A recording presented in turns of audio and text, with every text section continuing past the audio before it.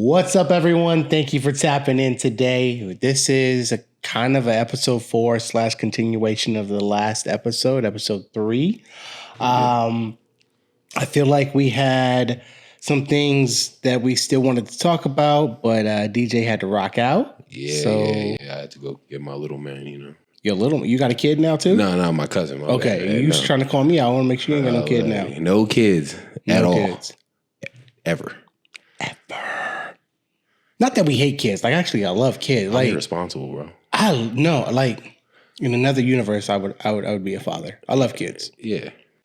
But what's that meme? I make bad financial decisions. Kids take away from your money, take away from your time. That and I need gis, bro. What's your favorite gi brand? Honestly, it's kind of hard. I have a hard time finding gis that fit my legs. Okay. So I really can't rock with Shoyo Roll. They have all the ones that I like, but the pants just don't fit. And then what's the one with the panda bear on it? Inverted or something like that, right? Yeah, that's the one I usually rock with. Okay. Yeah. Just they have the best fitting pants. Okay. Yeah, but other than that, it don't matter. I'll Darce choke you in any gi. And I'll Peruvian necktie you in any gi. That's what's up. I'm kidding. I'm not calling nobody out. Although I do love the Peruvian necktie. It's one of my favorites. I can't get it. I think there's like a lack in flexibility. Somewhere in the transition, I get caught, and it's either really slow or really sloppy, and it's never a finishing move for me. So you're gonna have to run me through that. Man, it's so simple. It's especially, I love wrestlers who like just try to we're gonna get that leg at all costs. Go ahead, focus on that leg. Give me all the time I need to get my gi out. And you're not gonna block when I come through and connect it to my hand. You're just gonna let it sit there. Okay, now you can have the leg because I need the leg over your head now. Go ahead, take it. You know what's funny? So with wrestlers, it's always like whenever you first start, it's like this guy's a wrestler. Like it's about to be a bad time. But as you start going, you realize that wrestlers really only understand forward at first. Like eventually they break out of it, but at first they just understand forward. And then even when they break out of it, when you pressure someone, they go back to their natural instinct. And for them, it's forward. And that's why I love it because those are the people I catch in submissions. Because they're just like, I don't know what to do. Forward. Go forward. Yeah, right into my Peruvian necktie. Okay, so we do have to talk about something because last time DJ on episode 1 was complaining that he had not been promoted in a long time. I wasn't complaining. Yeah, you're right. You weren't complaining. You just stated that you would like to get promoted because it hadn't been a while. Go ahead. I don't want to take the words out of your mouth. I was just saying it had been a while since my last promotion, but that's it. But you had to wait a little bit longer though, right? Yeah, so basically, I got promoted, but Pada Vince. Hold on, we got. No. Where's the clap? There we go. Thank you. I got promoted shortly after the first episode, but I had to wait. Like the day I showed up, they called my name. I got turned into a meme in my jiu-jitsu gym for sure. Because I forgot my belt. That's I'm a purple belt and I made a white belt mistake. Forgot my belt, and I had to wait a few more days. I had to do a few more up downs than I probably would have had to do the next day in conditioning class. And that's about it. And I got Armin talk a little shit to me for sure for like 3 days. Yeah. How did it feel to have to wait? Or like, did it feel good to get that after you just said that? Like that you want to get promoted? Was it almost like you manifested it? I would say possibly a manifestation. For me, I was dealing with kind of like thinking that I wasn't progressing. And like I don't think it's something that anybody should really fall into. I think it's just a me thing. Okay. But after like being at a certain spot for a year and not getting a promotion, I started kind of feeling like, damn, am I not progressing? Am I not doing anything? But there's always other variables, there's other factors, there's other things, you know, and then like some gyms don't really promote that often, and when they do, they promote a lot of people at once. So it's a lot that goes into it. And then I did miss some time because of some other injuries and stuff like that. Yeah. But it's nothing crazy. But if I'm not mistaken, didn't you get a promotion as well? I did. I got promoted to 3 stripes. So I'm a 3-stripe blue belt now. But Okay. it is what it is to me. It's not like not to scoff at it. Like to me, from the beginning, stripes have never mattered to me. That's just how I felt. It's like stripes are only just like you were saying, like a little knowledge. Okay, I'm moving forward. But for me, I'm not trying to look at this game as, am I moving forward right now every day? I'm just trying to be involved and be present in the game. If that makes sense. Nah, I feel you. And I try and like keep that mindset. But after a while, it's like it's just that human nature to, I guess, want some kind of validation for the time.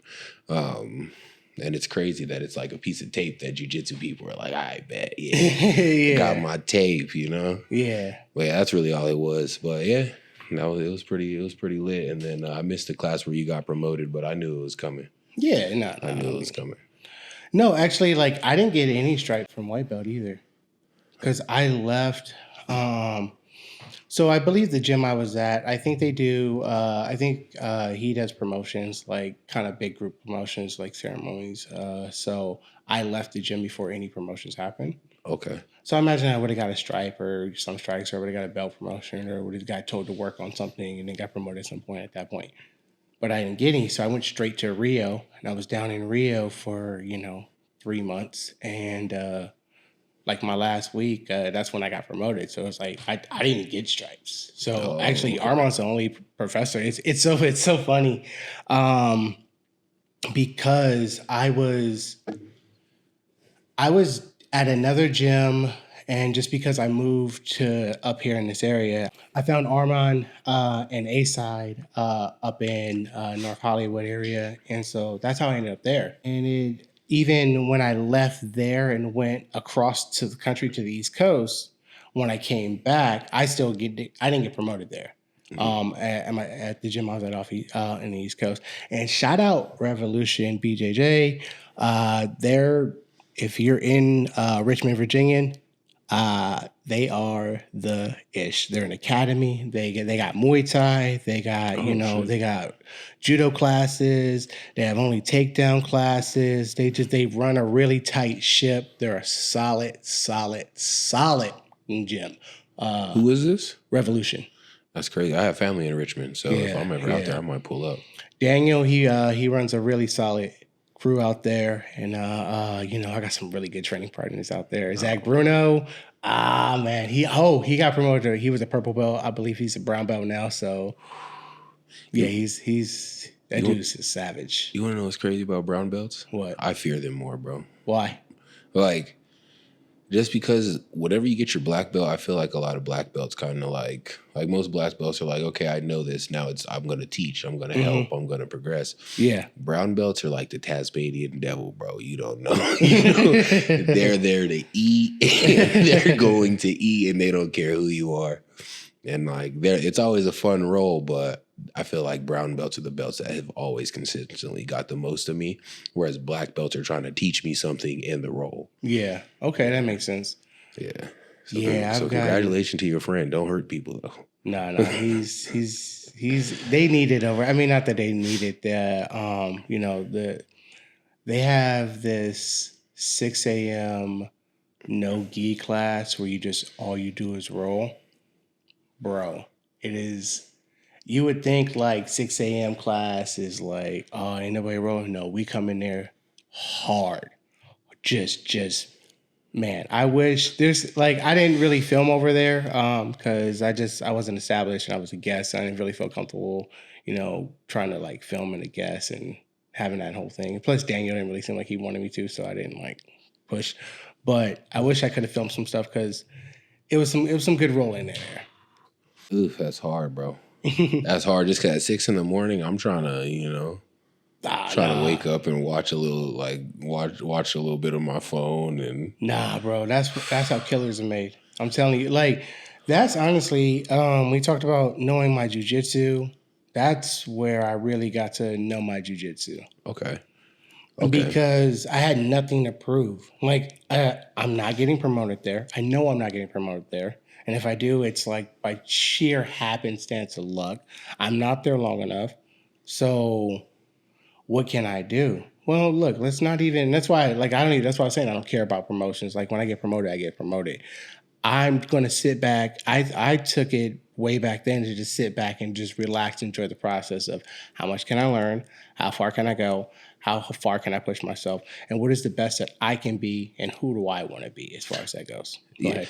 So that's the best way to learn. Like I don't think it's cool that some gyms are like, oh, if you train here, you can't go to other gyms. Gyms that are like that, get over yourself. Yeah. Like you can't get used to some like a set of people and then expect yourself to progress when you're doing the same thing every day. You know what I mean?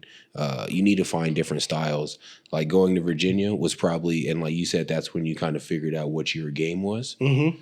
It's because they were showing you something different and you had to go into your bag of what you physically and naturally knew what was best for you. Yes, 100%. So going to other gyms, other open mats is super beneficial.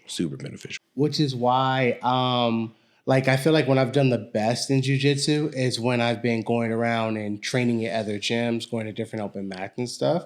I feel like that's when I've done the best. Yeah, so I've trained long enough to like kind of break in like into periods of like different areas, and I've gone to enough gyms where I can break into like, okay, this is like this era, I guess. Yeah. And when I was in Vegas and I was like I had my main gym, Cabrini South. Mike, what up? Hey. But when I was going to other gyms and he was fine with me going to other gyms, and that was around the time where I was like, I'll submit everybody in this mall at the same time if I have to. Yeah. That's exactly how I felt in those time periods. I feel like what I ended up doing is I want to do this in another episode, so we'll talk about setting up training camps for yourself. But there was a period in time where when I was training for competition, I wasn't going to competition classes with the group on Sundays. I was going to open mats anywhere in the town, anywhere in the city I could find. I wanted the biggest, I wanted the baddest dudes. I wanted to see them all, and I want to see what they had, and I want to see if they had surprises for me. That's where I was at.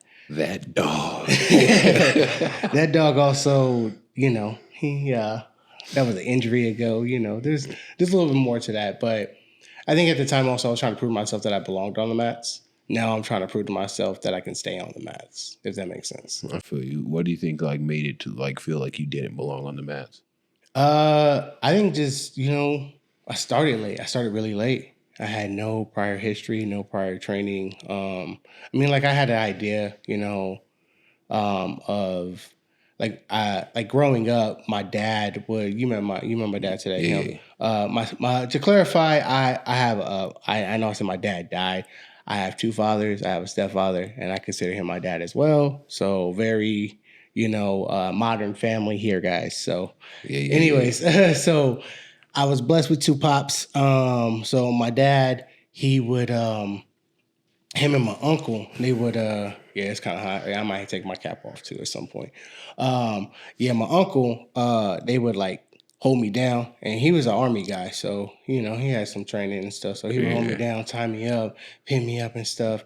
And then my uncle, my play uncle, you know how I go. He would jump in, and they would jump me and hold me down. That was their fun. It's like when I was a teenager. So I would just wiggle. They used to tie me up in duct tape and stuff, and I would like break out and they would tie me to chairs and stuff. Like it was, but it was all fun. Like I enjoyed it. It wasn't like it was torture. Like it was something I enjoyed. It was like, hey, we gonna wrestle. Like, and actually, I needed martial arts back then. We just didn't know that. Excuses, didn't have the money, didn't understand the priorities or something like that for, maybe someone who's dealing with the trauma and background that I came from. Yeah. Honestly, I think we talked about it in the first episode. I think everybody needs some kind of martial arts training for discipline, and like you walk around different when you feel comfortable. You're not afraid to be yourself. when you feel like it's like, yeah, I said what I said. I am who I am. What are you going to do about it? Yeah, 100%. And that's what I love about jiu-jitsu. It's helped me know myself even more. It's progressed me down a path of just being like, no, this is who I am. And I'm comfortable with that. Even if it makes you uncomfortable, even if it's a little weird for me sometimes, even if I'm like, am I this person? I don't know about this person. You know what I mean? No, I definitely get you. Like, there's a huge like split. It like I was one way for so long, like playing football. Like I told you, like I was real cocky. Like I looking back, I would find myself insufferable. Same with me. I'm pretty sure my lady didn't like really like me that much when we first met, and that's probably why. But I think that's growth. Not to cut you off, go. Yeah, well, it's definitely growth, but like I don't think I would have ever found that growth if I didn't pull up to a gym one day and like, man, I'm about to mop everyone in here, and then spend an hour just on my back, breathing for air, gasping. Yeah. So it's humbling, and you have to be humbled before you can grow, and that's life. Big facts. And I think I'm a little hard headed, so life had to humble me a lot. And it's probably, I don't know if I found jiu-jitsu at the time. Would I've been mature enough to humble my ego enough to like handle jiu-jitsu, if that makes sense? Yeah. Like that feeling that I feel like a lot of blue belts get, that they feel like, oh, I can take on anyone now. Bro, have you ever been punched in your face? Me? No. I'm sure you've probably been in fights before, but I'm saying like the number of people who I've talked to that are blue belts and above who have never been in an actual fight, never actually been punched, think just because they knew jiu-jitsu that they're going to be okay in a fight. And they're going to be okay in most situations, don't get me wrong. I'm not discrediting jiu-jitsu, and I think jiu-jitsu is freaking perfect for, exactly that. But I think there is a rude awakening if you're not training strikes with your jiu-jitsu. Man, I cannot speak. Yeah, no. So I get what you're saying. It's like everything has its gray areas in martial arts, and the fact of the matter is, there's no complete martial art. Exactly. Jiu-jitsu, in my eyes, is a connector. Yes. It teaches you how to gauge distance, control distance, close distance, like gain distance.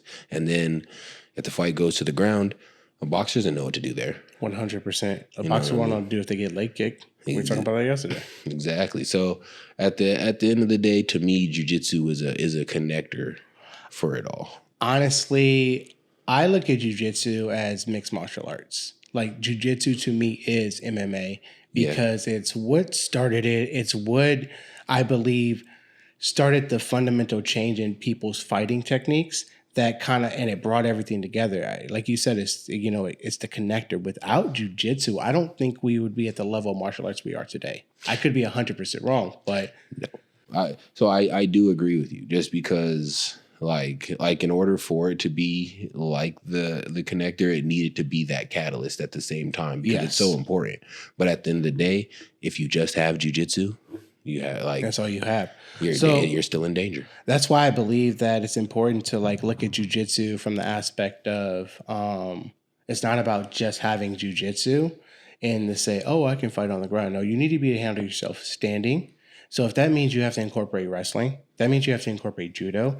If that means you have to incorporate sambo, whatever branch of standing, grappling to understand how to control a situation and get a situation to the ground or de-escalate, disengage from a situation, you're doing yourself a disservice in that aspect. I get not want to take strikes for head trauma, things like that. Yep. But I think it's important that you're training striking with your jiu-jitsu, even if it's just simulated. Get some gloves, have someone you trust, your training partner. Just like you and me, we could do this sometimes. You know what I mean? I know you're down for this. I'm not. And then the dummies, you can use the dummies. Yes. Yeah, it doesn't always have they have them for sparring and everything like that, but you have to know some kind of stand up, some kind of with your hands. But you mentioned it, bro. Sambo and judo dudes progress through jiu-jitsu like lightning. They do. But go ahead. Terrifying. It is terrifying. What is really nice though is just like with wrestlers, you can kind of prey on what they're going to do instinctually. So if you can shut that down or show them that you're not afraid of that game, then it presses them to, maneuver differently. At least that's what I found in my experience. The only reason that I kind of don't like playing that game with judo guys is because that was the kind of like my first shoulder injury in jiu-jitsu. Yeah. And there's levels to everything in judo. Like whenever you get to the higher level of what they do, those throws and stuff, you can be staring this dude in the face 1 second, and the next thing you know, you're looking up at the roof, not really knowing how you got there. Yeah. You're just floating. Yeah. There's this judo guy. He's a brown belt. I think he's a black belt in judo, but he's a brown belt in jiu-jitsu at my old gym, Leon. Shout out Leon Jiu-Jitsu, Los Alamitos, California. Coach Bill runs a really tight ship down there. Bunch of hungry dogs. Just hungry. I shouldn't say dogs. Hungry lions. Because we're lions down there. So we might have to pull up. No, we're gonna pull up soon. I actually need to text Coach Bill. I haven't talked to him in a while. So all right, shit. I'm trying to pull up. Yeah, let's pull up. Yeah.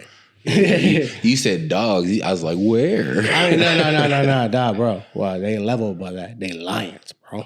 Where? Lions in Los Alamitos. Look, what I told you every episode I'm with the smoke. Let's go. I'm with the smoke. Let's pull up. I got we're gonna go south. We're gonna do Orange County tour soon. I've been hitting my people up. I just haven't had the time or honestly been so busy working just all this stuff to drive down to you know how it is. LA traffic, y'all.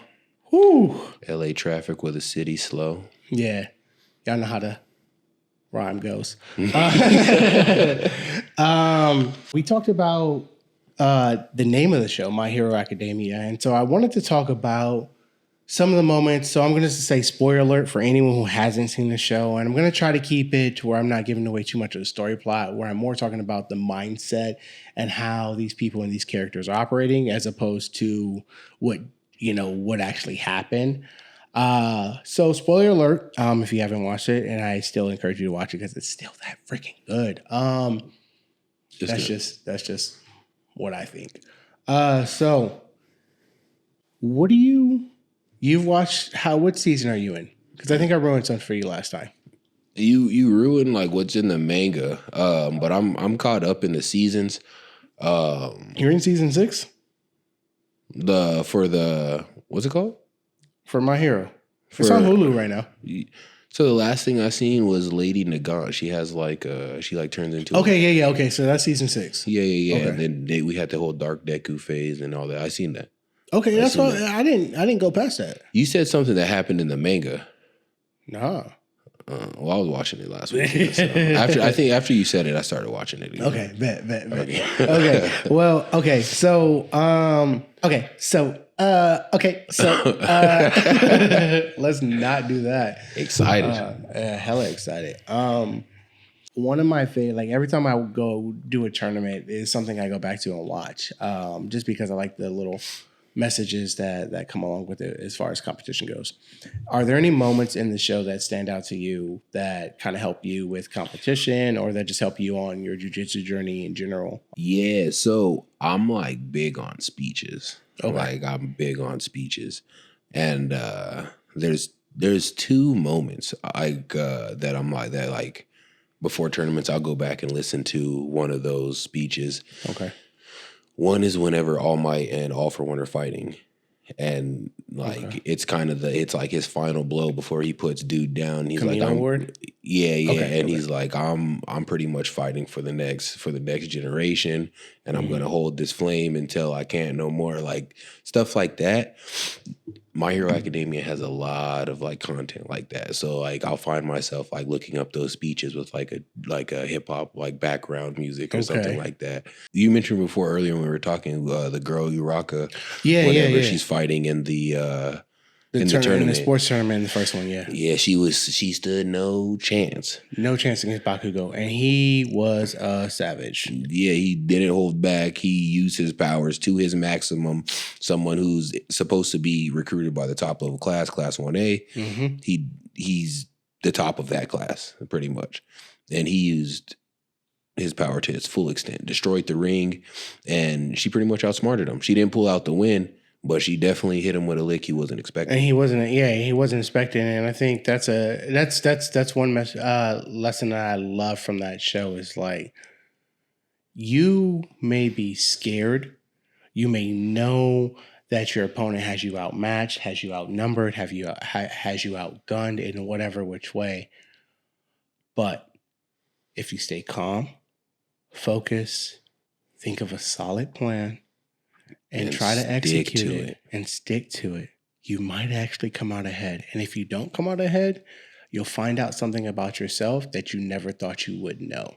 Yeah, and that whole episode dealt a lot with like self-doubt because whenever it shows like inside of like her inner monologue, she's talking about, she's like, I can't beat this dude. Like the first half of the episode, she's like, I can't beat this dude. 100%. And then she just snapped. And what I love even more was like, she had the opportunity to have help from her friends, which like, I think it's very important to get help from your friends. And I think what was really great about this moment for her is she realized, hey, I've been relying too much on the help of my friends. So guys, don't help me on this. I have to get better. The only way I'm going to get better is if I take on this challenge without any help at all. Big facts. Big facts. And that's like, that's so important to know yourself, to know like, this is what I need to get better. This is what I need to progress. This is what I need. And like, sometimes it's not always easy. Yeah. Not always an easy thing. Sometimes it's going to be painful, whether it be emotionally, physically. It's going to come with some type of discomfort. 100%, yeah. But in like just the willingness, the willingness to just dive into it is what I take from that. Who's your favorite character on the show? You know, I like villains, bro. Who's your favorite villain? I like the villain storyline. I actually really like it's compelling. So I like the villains who have just crazy monologues where it's like, yo, he's snapping. Like, so all for one is kind of my dude. Okay, okay, I like villains, but maybe I don't know enough about All for One's story. Well, so here's the thing. There is no redemption in my eyes for that character. So it's not about like the redemption. I don't even really like the powers. It's just like every time he comes on the screen, he gives you something to think about. And sometimes he's like a little, like he's definitely off. Like he's definitely gone to the far side of evil. But if you grasp what he's talking about.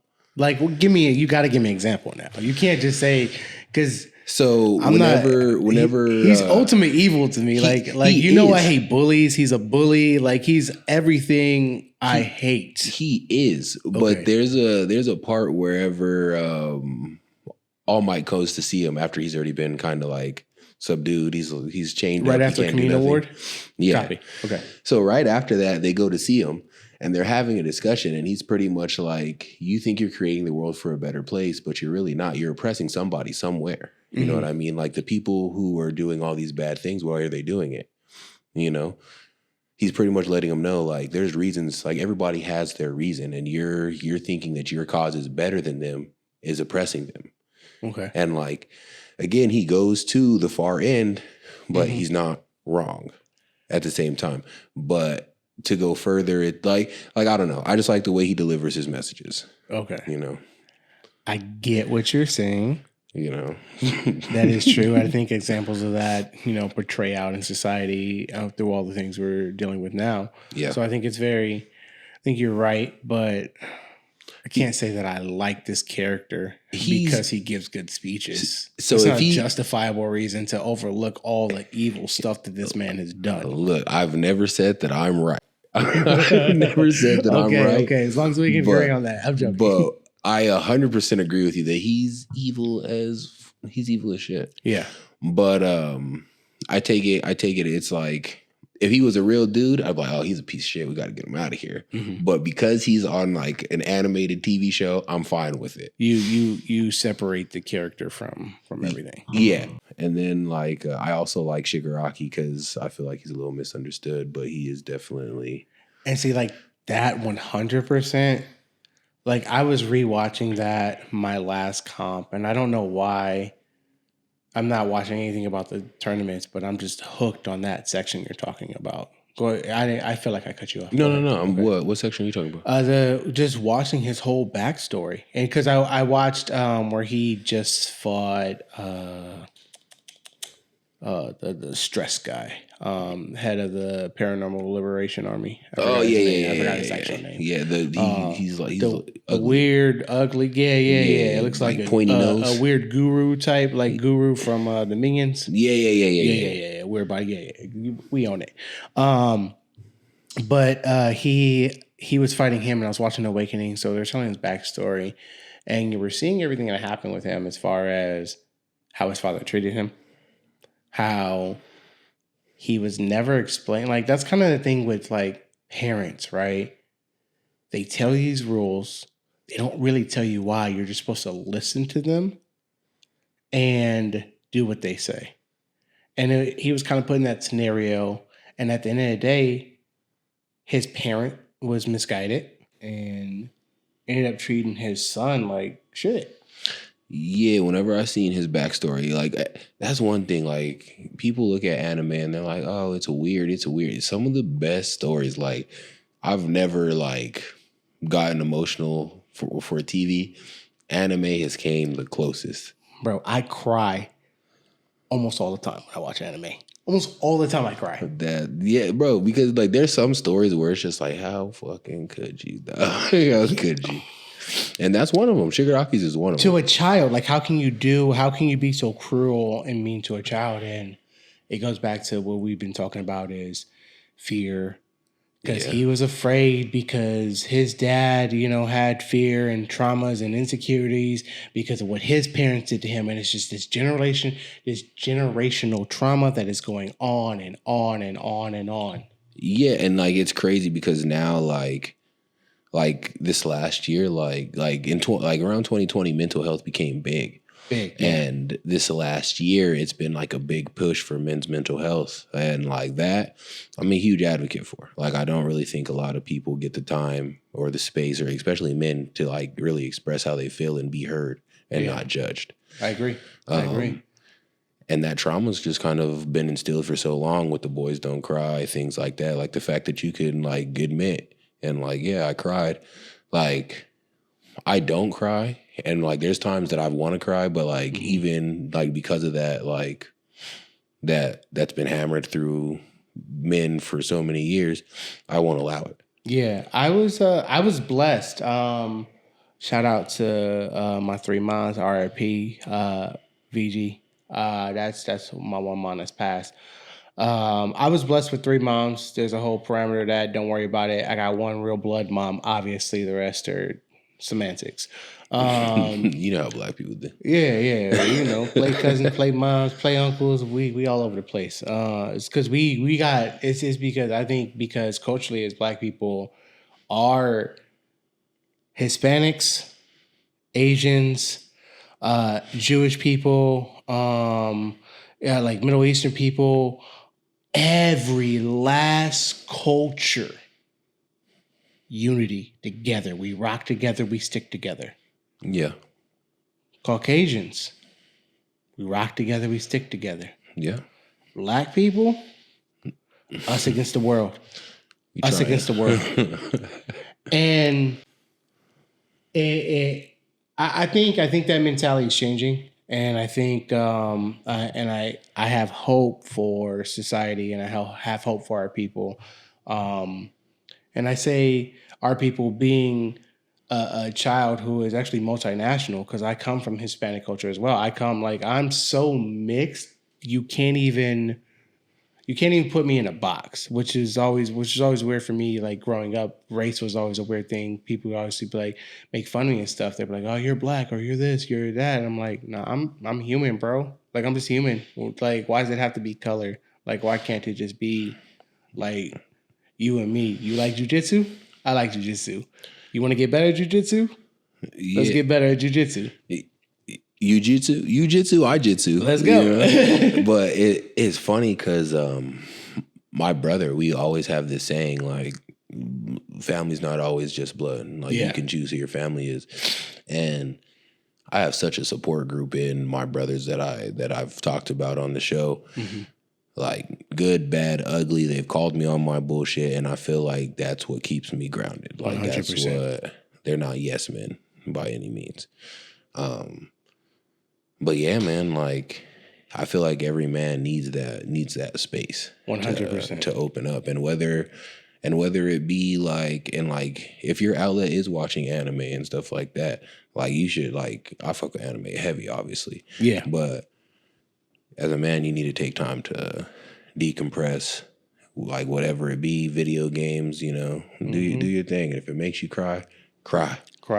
And that was the point of me saying that I had 3 moms at the end of the day, is that I wasn't necessarily, it wasn't like, oh, you should cry. But it was like, hey, how do you feel? Do you feel like crying? That's okay. Let it out. Yeah. And it's a healthy emotion. It's okay to cry. As you know, I believe even my father's promoted that as well too. So it was very much a situation where crying was healthy. It was a healthy emotion to have. It wasn't something you should hide. And so for me, crying was okay, but it became like, you'll never see me cry if I don't trust you. But now for me, it's like, no, I'll cry in front of everyone. It doesn't matter, because I feel like the more I'm honest with that, the more that's going to help other people out there who might feel the same way or feel negative about crying, to see like however they see me or perceive me, because I don't know how the world perceives me. I don't even know how people perceive me once they tell me. And you've been like, you're one of the few people who have been honest enough to share how you see me. There are other people who have done that, and then I kind of get an insight, and it's like, okay, that kind of aligns with what I hope that people are seeing. Sometimes it doesn't, but hopefully, if they perceive me in a way of being strong, or some sort of inspiration of some sort, that seeing me cry lets them know it's okay for them to cry.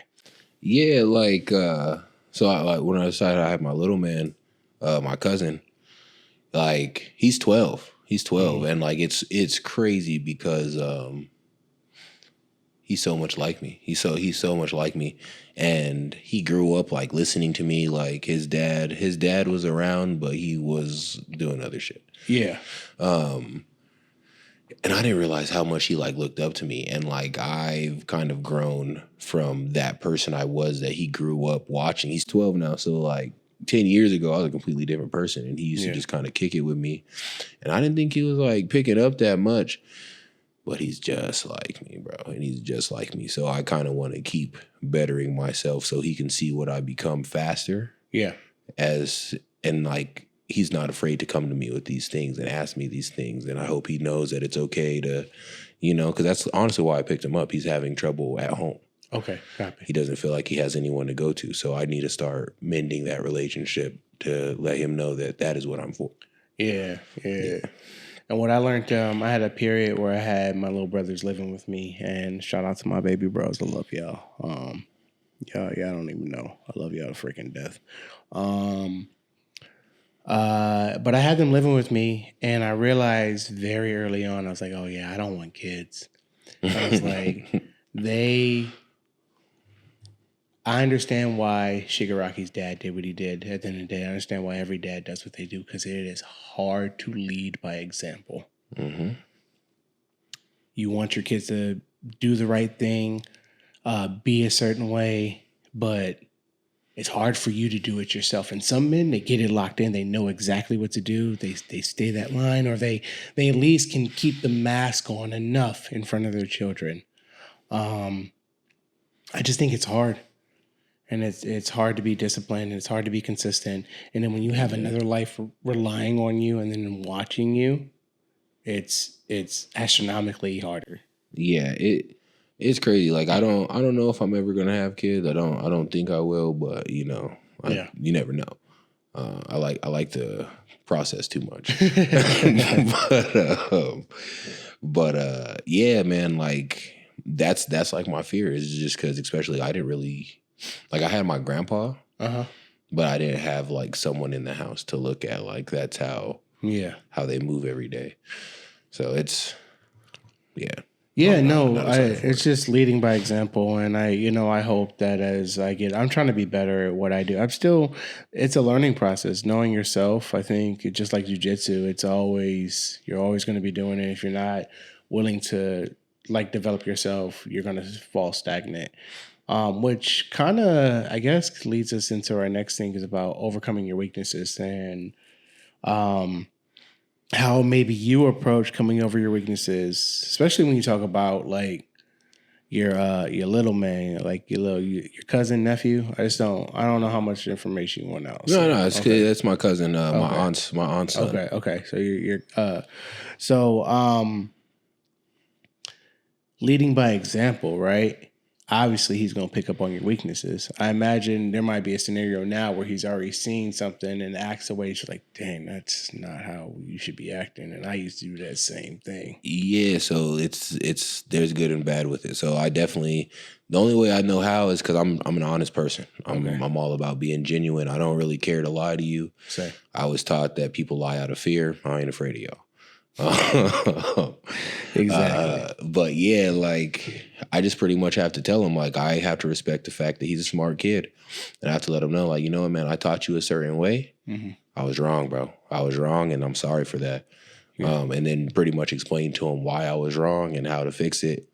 And even if it's something that I'm still working on, just let him know like I'm bringing this to your attention now, just so you know Okay. that it's better to start working on it now than later. Okay. So how do you? I guess let me go back. No, you're fine. How do you approach overcoming your weaknesses now? Like looking back on like some things that you may have Like in failed at. life or Just in life. We could do jujitsu, life. Because I think like we were talking about earlier, everything translates, right? And I know yeah. there are certain places where I've realized in jujitsu that when I focused on that weakness, I've gotten better in life with it. Yeah, so I'm not gonna lie, my weakness in life and my weakness in jiu-jitsu are one and the same. Okay. They're one and the same. I'll start well, there's two. I'll start doubting myself. I doubt myself in life and I won't go for things. Like first episode I told you that I've wanted to be on a podcast for a while. Yeah.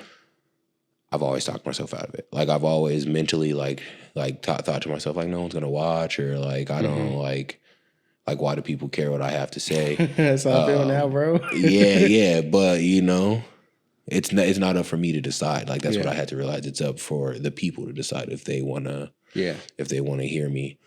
So talking myself out of things and then I would say getting too comfortable what I mean is like in jiu-jitsu right now, after I hurt my knee, I'm healed now, I'm fine for all intents and purposes. I should be consistent. I haven't been consistent like the last like week and a half. So I think I just need to like discipline myself to start doing what's right instead of doing what's right 80% of the time, taking a break 20% of the time so I can be 100%, you know? I know I agree with you, and I think and I keep saying I think, but I know for myself that's why I'm taking a break from competing because I know I need to lose weight and I know I need to do it properly, and it's just I can do it whenever I want, and that's the weakness. It's like I can do it whenever I want. I drop 20 pounds here, 30 pounds there. It's not an issue anymore. I know how to do it. I know how to manipulate my body. I know how to go, okay, if I want this result, I'm going to restrict this amount of calories. I'm going to cut out sodium. I'm going to do X, Y, and Z. I'm going to eat healthier. And it's just not something that I want to do all the time. Yeah, like you definitely have to like take breaks to keep yourself happy. Like again, mental health that plays into it. Yeah, like 100%. consistently eating food that you're like, I'm not really feeling this, but I have to eat this because of that plays a factor. It plays a factor in your happiness just because the food's good. We don't got a lot. Food's good as shit, you know. But yeah, like you have to be able to take those breaks and take that time. Like competing 365 isn't necessarily beneficial for your game. It's actually kind of like upping your chance of getting hurt. For me, I don't mind competing. I don't think I would mind competing 365 if I wasn't trying to play catch up. Whereas I'm trying to rehab injuries and get other things tightened up and better at the same time. Like I really need to take the time and really rehab my knees solidly before I go through another competition push. Because I definitely didn't do the rehab 100% properly as of last year. Because I was there was goals I was trying to get, and when you go to a school, you know, you have your professors and your coaches wanting something out of you, and sometimes your body just can't give it, but you still try a little bit and you try the best you can, but it's like you said, mental health is a lot, and I know with me when everything's going smoothly on the plan, we're good. But let a pebble, just a pebble, come in that road, I stumble, I trip, and I'm falling. It's like a 4-week derail. Yeah, and that's what I mean. Like staying consistent, Yes. just letting stuff knock me off track. Yeah. And like being mentally tough is like you have to do it 100% of the time, and I don't think I've reached that point to where I'm like 100%. Like certain things, I'll have the discipline to do every day. Dieting, however, man, every time I walk in the store, they have like all the like every store is surrounded by 80 fast food chains, and my discipline breaks down when it comes to like food and stuff. Okay. So like, you know, but I've done it before. It's just something that I have to like zero in on and this be my focus. And then it's going back to that like that same feeling of like a tournament push. Like I have to do this because of this. Yeah. Yeah. I know I'm in the same boat. I think what's really helped me is just looking at food and looking at my body as nutrition. When I want to compete, when I know I'm competing, I'm like, I'm an athlete. I need to be top of the line. I am 35. I can't be eating McDonald's for fuel. I can't be eating any trash or garbage for fuel. My problem is I'm addicted to Albanese gummy bears. They're the best. They're the sweetest. They're chewiest. They also have red dyes in them, so they're probably horrible for me. Oh, so I've never been a candy dude. But so do you think there's a difference between gummy bears and gummy worms? Yes and no. There's a huge difference. There's a difference, and there's also a difference in manufacturers. Trust me, I've tried every brand, every last known to man. You're a gummy bear I've addict. got this is why I say I have a problem, because I love them so much, but I know what it is. It's something about them tastes like my childhood. That's what it is. It's the only place I can find that. It's only time I can get that is when I have those gummy bears. It's like that flavor. That's funny. That's funny because I've always been weird. Like, so growing up, my favorite candy was a Payday. Okay. So the nuts and the caramel. Pause. No. Pause, but the nuts. My mom used to make fun of me because she's like, "Why are you an 8-year-old liking candies that are supposed to go with coffee?" And so she's always called me like an old man because of that shit. But like red vines hurt my teeth because they're too sweet, and like gummy bears, they're like I like them, but if I eat too many of them, like it makes my jaw clench and I don't like it. So like anything that's like too sweet is too much for me. Always has been. Red vines over Twizzlers. Anyone who chooses Twizzlers, I don't know what's wrong. No judgment. I don't judge anybody, but they're not for me. Red vines over Twizzlers all day, every day. I think they're both kind of gross, but it's just they're sugar trash. I gotta stop eating it. So that's my problem. That keeps me from being disciplined. But I want to work on that, and it's something I know I could be better at. So I'm trying to hone in and focus on that. So 180 or bust is the plan. Okay. So that's where I'm at right now. Taking a break from competition, rehabbing my body, losing weight properly, and just staying consistent and leading by example. Just trying to do everything I do is try to lead by example with my jiu-jitsu, with how I act, how I carry myself. Is like I'm not going to tell anybody advice or anything that I'm not willing to do myself. And that's how I always felt. And that's how I feel about leaders. You know, a good leader will never ask you to do something that they're not willing to do and not show up. They're not going to require you to do something that they can't do. Big facts. Big facts. It's funny. It's funny because I've played a lot of sports throughout my whole life. And what you just said, people don't necessarily know that that's how they feel. But I've seen it on so many different teams where the best player is not necessarily the team captain. It happens in basketball. It happens in football. It's the person that they're like, he leads by example. He doesn't skip reps. He doesn't, like, he may not be the best guy, but he's the guy that whenever I'm like looking weak or feeling weak and I look over and I know he feels the same way, but I can't tell. That's who the captain usually is, you know? Yeah. So it's true. And honestly, that's who I'm trying to be more of, especially even in the gym. I don't know if you've noticed, but I don't complain as much. I kind of just shut up. And if people are complaining, I'm like, let's bring it on. Let's go. Let's bring more.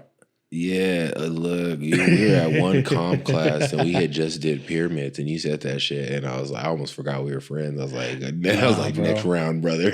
Nah, I'm trying to lead by example. Like, I may not be the fittest dude, but I'm gonna be willing to be in the trenches and push myself and try to push my teammates. And I'm sorry if you guys hate me for it, but if you want to get better, you got to kill the weakness. Nah, so I feel you. Like, in the moment, I was like, this fucking dude, man. But afterwards, like, you appreciate it, because in the moment you're like, yo, this sucks. Yeah. Like, because it's not. It doesn't feel good. It doesn't, like, because you want to fucking quit. Like, I wanted to quit. I'm being honest with you. I wanted to quit. I'm not gonna lie to you. I don't know if he's ever gonna watch this. If he ever does, I hope he watches this episode, bro. That shit is not fun. That comm class is not fun, dude. It is hard. But what you said about tapping into your childhood, I played so much sports as a child. Mm-hmm. Like, at the end of the day, like, in the moment, it's not fun. But at the end of the day, it reminds me of my childhood. Yeah. The fucking going to practice, the grime, the sweating it out, the pushing through it. That's what I enjoy about it. But in the moment, he's like, come on, they're just up downs. I'm like, oh, yeah, easy for you. Like, yeah. Well, secretly, I practice those all the time by myself. You're a maniac. And I torture myself so much that it's like, try and break me. Try and break me. Don't watch that part, Armin. Try and break me. Don't watch that part, Armin. That's why I skip all the comp classes. So I'm not going anymore. That's all I'm not going. Oh, dirty. I'm not going. No conditioning class, nothing. I have to slow down and like do things my way. I can't push myself in those right now. I will. I'll be back. But yeah, I'll be back, because it's like a challenge. Like, I don't like it in the moment. That's why I'll be back. I love the challenge of it, because it's never the same. It's never easy, and it's always going to be like, yo, like, what does he do all day? Does he just think of like, oh, I know how I'm going to torture them today, you know? No, one thing I learned when I was in the military was, if you're being tortured, if you find a way to enjoy it, it somehow becomes fun.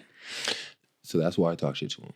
Like, we always have to do extra because of me. I'm sorry, guys, but that's legit how that's legit how I get through it, is being able to like talk my crap back to him.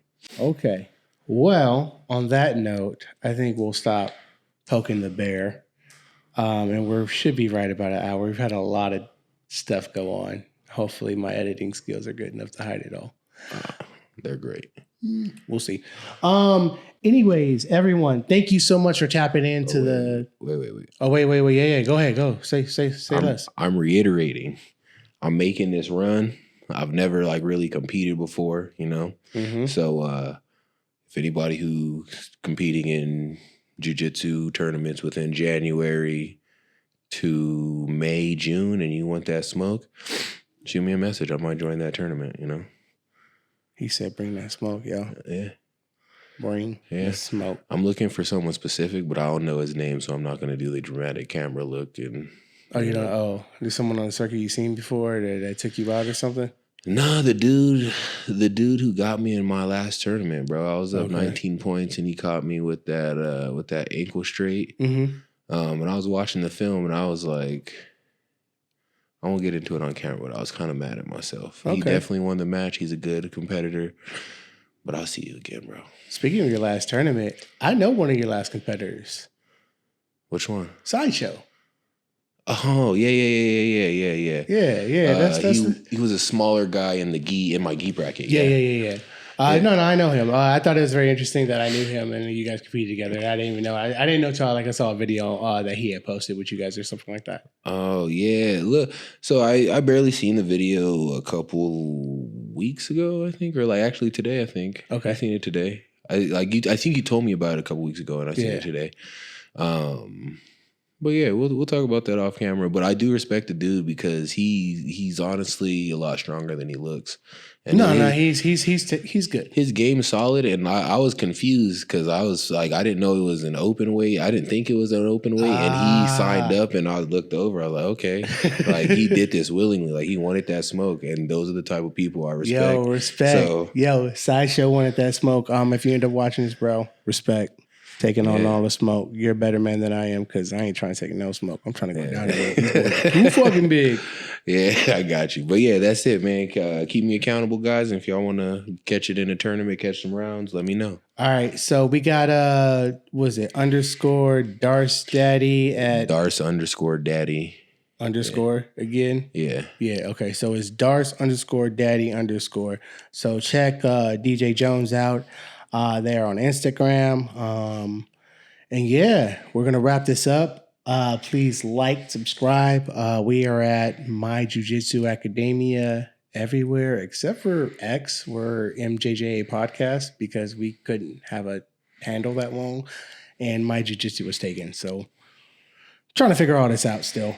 So yeah, check us out. Spotify, Apple, still not on Google, Amazon, and YouTube. That wraps us up, y'all. Thank you so much for everything. Thank you for watching. Again, please like, subscribe if you want more of this content. Please give us tips, notes, anything you want to see changed. Like I said, our sets will be changing.